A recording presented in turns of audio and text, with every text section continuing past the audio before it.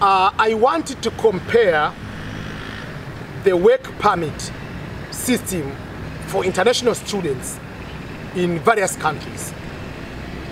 And this work permit, I want you to understand, are you allowed to work while you are studying as an international student in these countries I'm going to mention? And will you be given the work permit when you graduate your studies in those countries? I'm going to compare US, United States, Canada, United Kingdom, and other European countries, Australia, New Zealand.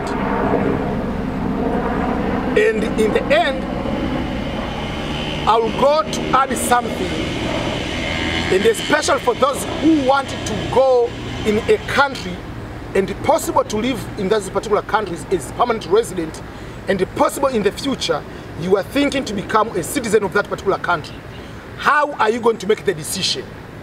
And especially, let's say you are going to get scholarships in 2 different countries, you have to make a decision. Or you are going to pay for studies in those countries, you want to make a decision to figure out which one is the better option or the best option regarding, like, okay, I want to spend this money, I want to study in that country, but possible I might stay there. I'm not so sure. I might stay there, or you know for sure I want to relocate in a particular country. So immigration regulations of the particular country in terms of the work permit during and after studies, and possible the adjustment of status to permanent residence of that country might help you to make that particular decision. So welcome everyone to this comparative discussion about the work permit for international students. It is me, EBM Ernest Boniface Makulilo, EBM, talking from my home office here in Belton, Missouri. I have 2 YouTube channels, youtube.com/EBMSCHOLARS and youtube.com/EBMSwahili. Those are YouTube channels. Please remember to subscribe them. I'll put on the link on the description on the video. You'll be able to see there. But also, I have 2 podcast accounts. I have EBM Scholars Podcast, which is an English podcast. I have a Swahili podcast, which is EBM Swahili Podcast. You can be able to get it there too on those particular areas. Okay, let me start. Almost all countries around the world, especially on the first world, international students are allowed to work. The difference usually is, where are you allowed to work? When are you allowed to work? How many hours are you allowed to work? In many African countries, international students are not allowed to work at all. So don't be upset with these regulations in other countries. If an American student goes to study in Tanzania, is not allowed to work. You are a full-time student. Full stop. You're an exchange student, international students, doesn't matter. You're not allowed to work. But in Europe, US, Canada, Australia, New Zealand, you'll be allowed to work. So, remember, when you go to study in those countries, that's why I tell people, if you are going as self-financing, you are going to pay for your own studies, don't plan your entire studies source of income that I'll be getting this one through job. Because some people say, oh, just give me your bank statement. Once I go there, I'll start working, I'll be able to pay for my school. No. You have to know the regulations in those countries. In all Western countries, international students, when the school is in session, not on summer holiday, not on Christmas break, when the school is open, you must be in school as a student. And you'll be allowed to work 20 hours per week. The difference might be from country to country. All countries will be 20 hours per week. In the US, it's very strict. International students is allowed to work on campus 20 hours per week during the school year. When the school is in session, you are a full-time student. You didn't come up here to work. You apply for the visa as a full-time student, so you have to be focused on studying. Yes, you'll be able to work on part-time basis. 20 hours per week is maximum. If you have to work more than 20 hours, you have to get permission. And in the US, you have to work on campus. In most of European countries, you are allowed to work off campus. In the US, in order to work off campus, you are supposed to get a permit for that. You have to be authorized to work off campus. And your social security card, it will say, with authorization of the DHS, Department of Homeland Security. That means you're not allowed to work everywhere. Work on campus, 20 hours per week. But when school is closed, is in holiday, you'll be allowed to work to any employer, even off campus. Also in Europe, during the school year, you're allowed to work 20 hours. The difference will be some countries they might say work on campus, some countries they don't care, you can work off campus. Majority of the European countries, you are allowed to work off campus. When school is closed, you are allowed to work full-time to any employer, especially if it is in summer.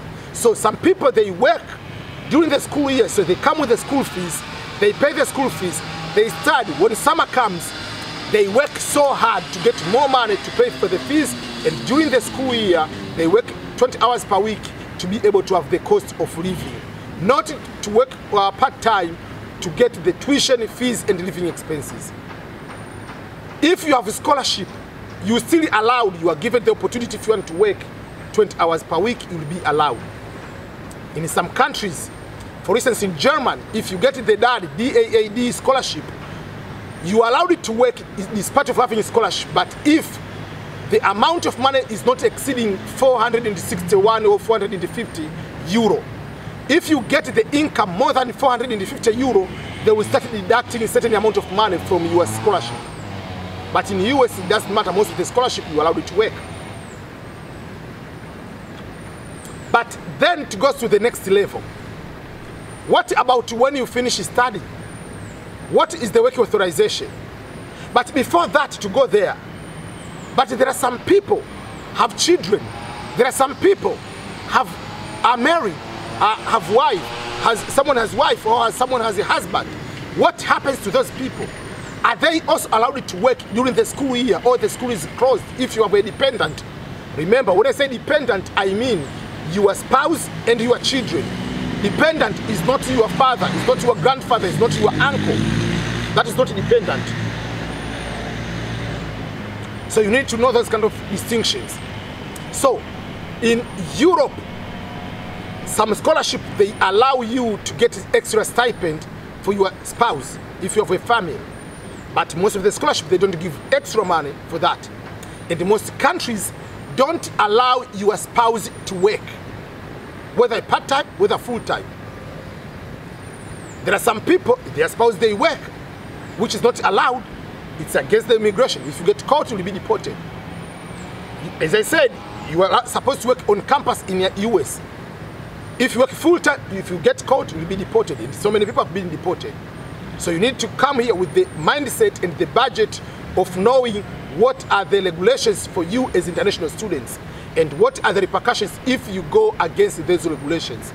Don't start hating, oh, this president is racist, while you are breaking the immigration law. The immigration law has been there before Biden, before Trump, before Barack Obama, before Bush, before Clinton. These regulations have been there. So, for the dependent, obviously, if you have children, you will be allowed to study. And in most of these countries, education is free from kindergarten to high school. You go to Canada, the same. US, the same. Most of European countries, the same. So, some European countries, they have even PhD, from kindergarten to PhD for free. So if you have a child, you will study there. But your husband or your wife, if your main student is the wife, or the main student is the student is the husband, your wife or your husband, who is your dependent, in the US, is not allowed to work. In many European countries, they're not allowed to work.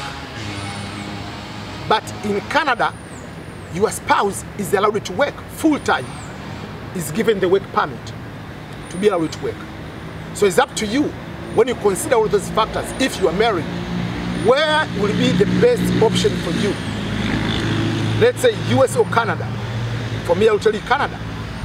Why? Because your wife will be allowed to be working full-time, or your husband will be allowed to work full-time. There are some kids, they have a certain bike that is summer, so they're just riding across from the end of the street coming to the end of the street. So they are having fun, so don't worry about the noise. So that is regulations. In some countries, they might allow with the permission. In the US, you have to get permission for that, I think. In some of the European countries, they might allow also your spouse to work, but also part-time. So depending. So you have to look at the immigration regulations before you go to these countries, and especially the work permit if you have the dependent. And if the other last part to consider, what is the regulations for the work permit post-work studies? If you finish your studies, are you allowed to work even for a year or 2 years? What are the regulations? So in Europe, most of the countries are allowed to work at least a year to get work experience, but you must get a company to sponsor you. In the United Kingdom, it used to be the same way. You must get a job from a company to sponsor you to get a work permit. But now, on July 1st, 2021, the United Kingdom has passed the new immigration route system to the international students. So if you go as international students, you'll be given the work permit, so you don't need to get a job first or to get a person to sponsor you that I'm promised to give you a job. You'll be given, if you finish your master's, you'll be given 2 years work permit. If you finish bachelor or master's, you get 2 years of work permit. If you finish doctorate, you get 3 years of work permit. Then from there, you can use application towards going to get the permanent residence under the merit or point-based system which United Kingdom has. In the US, after studies, you get OPT, optional practical training, 1 year for most of the social science programs, and 1.5 years, which is 18 months for science and technology programs, STEM. And if you go to Canada, if your bachelor is 3 years or 4 years, you'll be given 4 years. So the work permit after studies is equal to the number of years you studied. In the number of years, I don't say that you go, the program is 2 years and you are going to repeat the year, no. If the program is 2 years, you'll be given 2 years of work permit. If the program is 4 years, you'll be given 4 years work permit. If the program is 3 years, you'll be given 3 years work permit. And also Canada has better chances or merit-based immigration system, point-based system, and a lot of immigration route for you to become permanent resident in Canada. The same to Australia and New Zealand. If you finish, you get work permit, but they have also a merit-based point system for you to transition, to adjust to become a permanent resident. So in that particular case, with the new immigration system of United Kingdom for international students, it is a good way to go to England, but it's the best to go to Canada. It is the best to go to Australia. It is the best to go to New Zealand. It is not good to come to US. It is not good to go to Europe, because there is no guarantee to have more years of work experience. 1 year work experience is a very short time, because to get a very good job, professional good job, you might suffer for 90 days or 6 months, sometimes to get a very good job. So after that, 1 year can go so fast. But if you have 3 years work permit, you can have a very good work permit and work experience, which can add your value to that particular country under the merit-based immigration to apply to become a permanent resident of that particular country. Because merit-based immigration, with your education you have, plus education from that country, work experience from your country, and the work experience in that particular country, with your age, with the language, with the other skills, give you a lot of chances to become a very competitive person to be given the permanent residence of that particular country. So think about those countries before you go.